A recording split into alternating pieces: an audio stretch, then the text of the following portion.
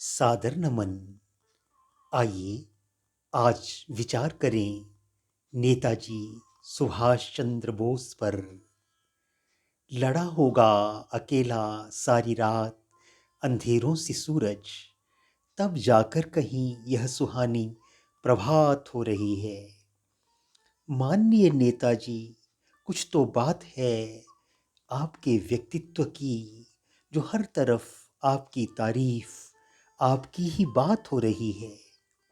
जी हाँ, हमारे देश के सपूत, महान स्वतंत्रता सेनानी 125वीं वर्षगांठ के अवसर पर 23 जनवरी 2022 ईस्वी को उन्हें सादर नमन।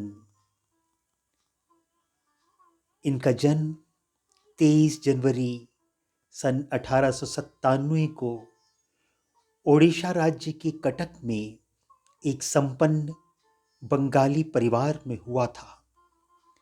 सुभाष चंद्र बोस के 7 भाई थे, 6 बहनें थी उनकी।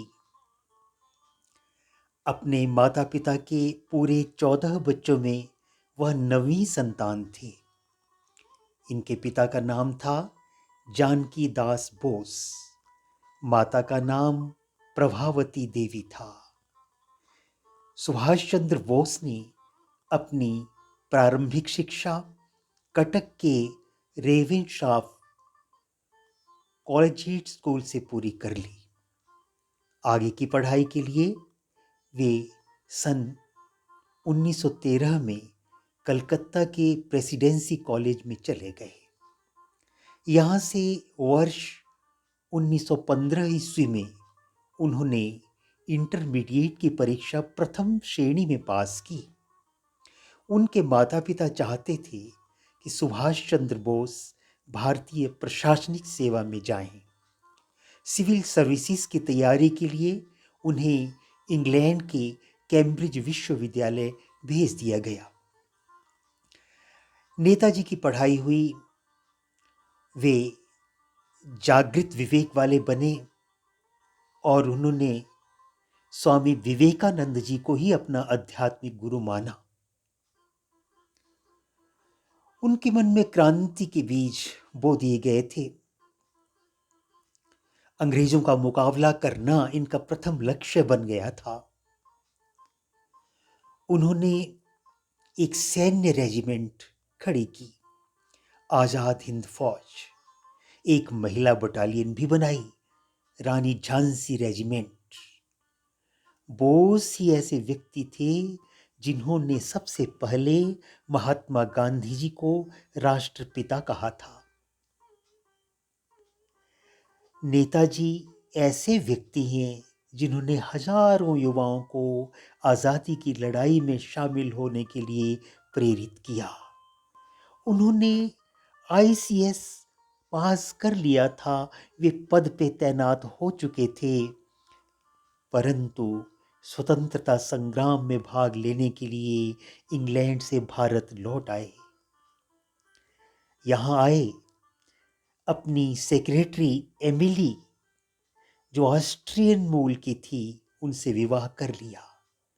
अनीता नाम की उनकी बेटी भी हुई, जो जर्मनी में अपने परिवार के साथ रहती है।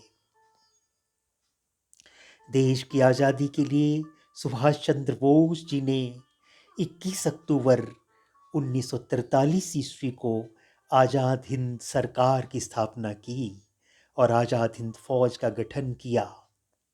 साथ ही उन्होंने आज़ाद हिंद बैंक की भी स्थापना की।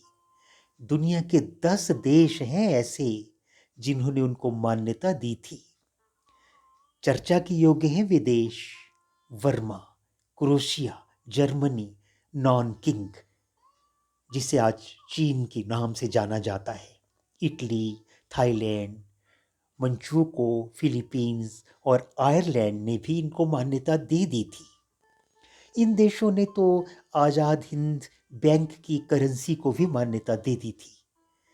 फौज के गठन के बाद नेताजी सबसे पहले बर्मा पहुंचे, जो अब म्यांमार के रूप में जाना जाता है।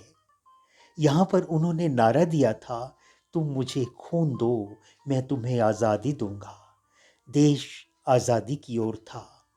नेताजी की ताकत बढ़ रही थी, लेकिन अचानक 18 अगस्त सन 1945 ईस्वी को सुभाष चंद्र बोस का निधन हो गया।